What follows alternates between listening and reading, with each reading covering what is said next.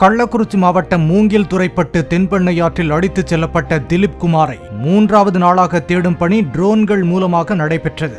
ஆற்றின் ஒரு கரையிலிருந்து மற்றொரு கரைக்கு மின்சார பணிக்காக உபகரணங்களை எடுத்துச் சென்ற போது வெள்ளத்தில் அடித்துச் செல்லப்பட்ட அவரை தேடும் பணியில் ரப்பர் படகு மூலமாகவும் ஊழியர்கள் ஈடுபட்டனர்.